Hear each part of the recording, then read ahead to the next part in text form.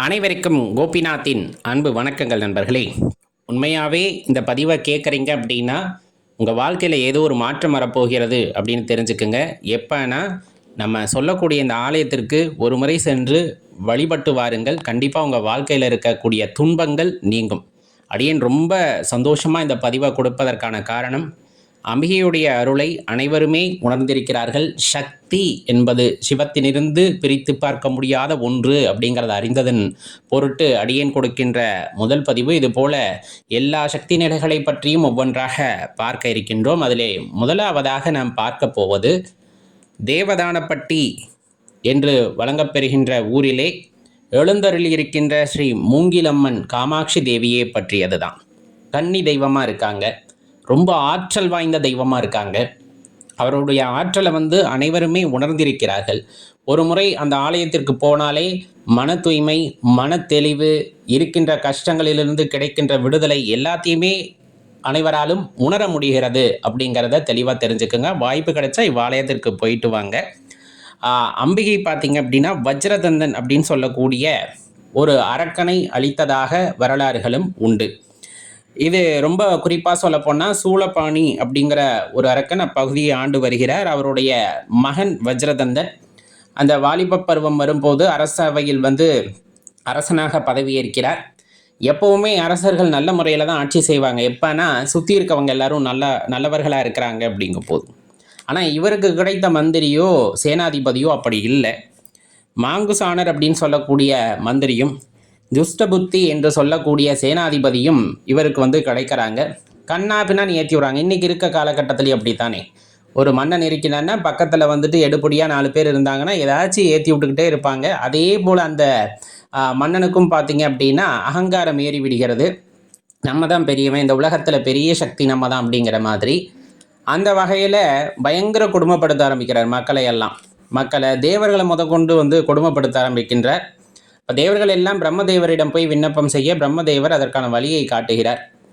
நேராக காமாட்சி அம்மன் கோவில், காஞ்சிபுரத்தில் இருக்க காமாட்சி அம்மன் கோயிலுக்கு போங்க அப்படின்னு சொல்கிறாங்க. அங்கே போய் எல்லாருமே மனமுருக வழிபடுகிறார்கள். அம்மா, ஒரு வழியை நீங்கள் தான் காட்டணும் அப்படின்னு கேட்குறாங்க. அம்பிகை துர்க்கையாக மாறி இந்த வஜ்ரதந்தனை அழிக்கிறாங்க. அந்த வஜ்ரதந்தனோட சிரசை மிதித்து அழிக்கிறாங்க. காரணம் அந்த தலை சுக்குநூறாக உடையணும் அப்படிங்கிறது விதி. அதே போல் அழிவையும் தருகிறார்கள். இதில் முக்கியமாக சொன்னால் அரக்கர்களை அழிப்பது அப்படின்னா மனதில் இருக்கக்கூடிய அகங்காரத்தை அழிப்பது அப்படிங்கிறது பொருள். தெளிவாக தெரிஞ்சுக்குங்க. அதை தான் நம்மவும் செய்யணும். நமக்குள்ளே இருக்கிற சக்தியை மேலெழுப்பி நமக்குள்ளே இருக்கக்கூடிய அகங்காரத்தை அழிக்க வேண்டும் என்பதுடைய தாற்பயம்தான் அம்பிகை செய்த அந்த வதம் அப்படிங்கிறது. இந்த இடத்துல அம்பிகை பார்த்திங்கன்னா 16 வயது குமாரியாக தவக்கோலத்திலே இருக்கிறார். இங்கே மூங்கில் புதரில் தவம் செய்கின்றாங்க அம்மா. இது என்ன ஆகுது அப்படின்னா, எப்போவுமே ஒரு சக்தி ஒரு இடத்தில் நிலை கொண்டு இருக்குது அப்படின்னா எல்லா ஜீவராசிகளாலும் ஈர்க்கப்படும். அந்த வகையிலே ஒரு மாட்டு கூட்டம் மேய போகும் இல்லையா, மாடெல்லாம் வானகமாக இருக்கிற பகுதி தானே. அப்போ கன்று ஈனாத காராம்பசு, நல்லா நினச்சி பாருங்கள், கன்று ஈனாத காராம்பசு இந்த ஆற்றலை உணர்ந்து அம்பிகை தவம் இருக்கிறாங்க இல்லையா, அந்த இடத்துல போய் தினமும் பால் சொரிந்து விட்டு வரும். இது ரொம்ப ஆச்சரியமாக இருந்திருக்கு. இதில் என்னன்னா, அந்த இடையர் இருக்கார் இல்லையா, அவர் ஒரு நாள் பார்த்துடுறார். என்னடா அப்படின்ட்டு. அம்பிகை அங்கே தவக்கோலத்தில் இருக்காங்க. பார்த்ததுமே இவருக்கு கண் பார்வை பறி போயிடுது. அம்பிகை எப்போவுமே கருணாமூர்த்தி, சொல்லப்போனால் குழந்தைகளாக தானே எல்லாம் பார்ப்பாங்க.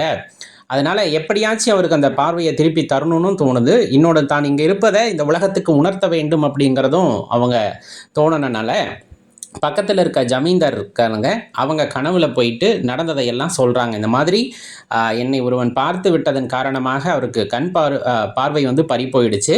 மீண்டும் அது கிடைக்கும், ஆனால் நான் சொல்வதை கேள், திடீர்னு ஒரு பெருவெள்ளம் ஏற்படும். அதில் ஒரு மூங்கில் கூடை அங்கேருந்து வரும். அது இங்கே இருக்கக்கூடிய மூங்கில் செடிகளால் தடுத்து நிறுத்தப்படும்.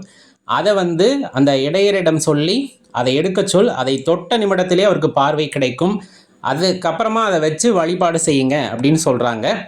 அடுத்த நாள் எல்லாருமே மங்கள பொருட்களை எல்லாம் வைத்து கொண்டு அந்த இடத்திலே காத்து கிடக்கிறார்கள். பெரும் மழை உண்டாகிறது, வெள்ளம் உண்டாகிறது. அதே போல தேவர்களால் ஆசீர்வதிக்கப்பட்ட அந்த மூங்கில் கூடை இருக்கு இல்லையா, அதில் தவக்கோலத்திலே இருக்க அம்பிகை உள்ளே இருக்காங்க. அப்படியே மிதந்து வருகிறது. எல்லோருக்குமே பார்த்ததுமே ரொம்ப சந்தோஷம். அம்பிகை கனவுல சொன்ன மாதிரியே வந்துருச்சுன்னு ஜமீன்தார்லேருந்து மக்கள் எல்லாருமே ரொம்ப சந்தோஷமாக இருக்காங்க. அந்த இடையரிடம் சொல்லி அந்த கூடையை எடுக்கச் சொல்கிறார்கள். மெதுவாக அவரும் அதை தொடும் பொழுதே அவருக்கு பார்வை கிடைத்து விடுகிறது. ஆஹா, என்ன அற்புதம்! அம்பிகை வந்துட்டு அவர்களுக்கு கண் பார்வையும் கொடுத்திருக்கிறார்கள். பிறகு அதை எடுத்து திறக்கப் போகும்போது வேண்டாம் என்று அசரீரி கேட்கிறது. நான் தவக்கோலத்தில் இருக்கிறேன், என்னை திறந்து நீங்கள் வழிபாடு செய்ய வேண்டாம். ஒரு ஆலயத்திற்குள் ஒரு வீடு மாதிரி எழுப்பி அந்த வீட்டுக்குள்ளே வச்சு கதவை சாத்திருங்க, கதவுக்கு மட்டும் பூஜை பண்ணுங்க அப்படிங்கிற அந்த அசரீரி சொல்லுது. அது எல்லாருமே கேட்டுட்டு அதே போல் அருகாமையிலே ஆலயம் எழுப்பி அந்த ஆலயத்திற்குள் இந்த மூங்கில் பெட்டியை வைத்து கதவை சாத்தி விடுகிறார்கள். அது சந்தன மரம், அதே போல் ரொம்ப சிறப்பான கதவு. அந்த கதவுக்கு தான் இன்றளவும் பூஜை. அதே போல் கூரை வைந்து விடுகிறார்கள். இதில் ரொம்ப சிறப்பு என்ன அப்படின்னு சொன்னோம்னா, எங்கேயுமே இல்லாத வகையில் நம்ம கதவுக்கு வழிபாடு நடப்பது. நம்ம 18ஆம் படி கருப்புசாமி வழிபாடு போல் இங்கேயும் பார்த்தீங்க அப்படின்னா மூங்கில் அன்னை காமாட்சி தேவிக்கும் கதவுக்கு தான் வழிபாடு அப்படின்னு சொல்லக்கூடியது. இந்த இடத்துல அம்பிகை என்ன சொல்கிறாங்க அப்படின்னா, எனக்கு நெய்வேத்தியமாக உணவெல்லாம் வேண்டாம், உடைக்காத தேங்காயும் உரிக்காத பழமும் எனக்கு நெய்வேத்தியமாக கொடுங்கள் அப்படின்னு சொல்கிறாங்க. அதே போல தான் இன்றளவும் அங்கு நெய்வேத்தியம் செய்யப்படுவதாக குறிப்பிடப்படுகிறது. ஒரு 3 விளக்குகள் தொடர்ந்து எரிந்து கொண்டே இருப்பதாகவும் சொல்லப்படுகிறது. ரொம்ப அற்புதமான விஷயம். இன்னும் ஆலயத்தோட சிறப்பு அப்படின்னு பார்த்தோன்னா, இங்கே பக்தர்கள் எல்லாமே வேண்டுதலுக்கு என்ன கொடுக்குறாங்கன்னா, நெய் கொண்டு கொடுக்குறாங்க. அது பல ஆண்டுகளுக்கு முன் கொடுக்கப்பட்ட நெய்யும் அங்கங்கு மட்பாத்திரங்களில் இருக்கும். ஆனால் ஒரு ஈயோ எறும்போ அதை அணுகுவது இல்லை அப்படிங்கிறத தெளிவாக தெரிஞ்சுக்கணும். அந்த நெய் எடுத்து தான் விளக்க போகிறாங்க. அம்பிகை அசரீரியாக சொன்னப்போ, கனவுல சொன்னப்பையும் சரி, என்னன்னா எனக்கு நல்லெண்ணெயில் தீபம் போட வேண்டாம், நெய்யில் தீபம் போடுங்க அப்படின்னு கேட்டிருக்காங்க. அதனால தான் நெய் தீபம் மட்டுமே ஆலயத்தில் ஏற்றப்படுகிறது. அதுவும் பல பக்தர்களால் வேண்டுதலுக்காக வேண்டுதல் வைக்கிறாங்க இல்லையா, அப்படி வைக்கும் போது அது நிறைவேறிவிட்டால் நெய்யை தானமாக கொண்டாந்து கொடுக்குறாங்க. அந்த நெய்யில் தான் விளக்கும் ஏற்றப்படுகிறது அப்படின்னு சொல்கிறாங்க. இதில் ரொம்ப முக்கியம் அப்படின்னு பார்த்தோம்னா, ஆடி மாதம், தை மாதம் வெள்ளிக்கிழமைகளில் ரொம்ப சிறப்பாக இருக்கும். கோவிலில் திருவிழா கலைக்கோலம் கட்டியிருக்கும் அப்படிம்பாங்க.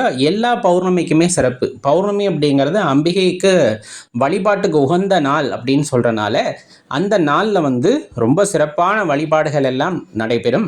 அந்த நாட்களில் உங்களால் வர முடியுது அப்படின்னா பார்க்கலாம், இல்லைன்னா சாதாரணமான நாட்களிலும் பார்க்கலாம். திருவிழா கோலம் அப்படிங்கிறது அந்த காலகட்டம். சாதாரண நாட்களில் வந்தாலும் அம்பிகை அதே ஆற்றல் நிலையுடன் தான் இருப்பார்கள், சக்தி நிலையுடன் தான் இருப்பார்கள். நீங்கள் தரிசனம் செய்யலாம். தரிசனம் செய்து உங்கள் வேண்டுதலை அம்பிகையுடைய பாதத்திலே சமர்ப்பணம் செய்யும் போது கன்னி தெய்வமாக வீற்றிருக்கின்ற அம்பிகை கண்டிப்பாக உங்கள் இல்லத்திலும் எழுந்தருளி உங்கள் கஷ்டத்தை போக்குவார் அப்படின்னா அதில் மாற்று கருத்து இல்லை. இந்த பதிவை கேட்கறது மட்டும் இல்லை, இவ்வாலயத்திற்கு நீங்கள் போயிட்டு வந்தீங்கன்னா கண்டிப்பாக உங்கள் வாழ்க்கையில் ஒரு பெரிய மாற்றம் உண்டாகும் அப்படின்னா அதில் எல்லளவு மாற்று கருத்தில்லை நண்பர்களே. இதற்கு முன்னாடி அங்கே போயிருந்தீங்கன்னா உங்கள் அனுபவத்தையும் பகிர்ந்து கொள்ளுங்கள். நன்றி, வணக்கம்.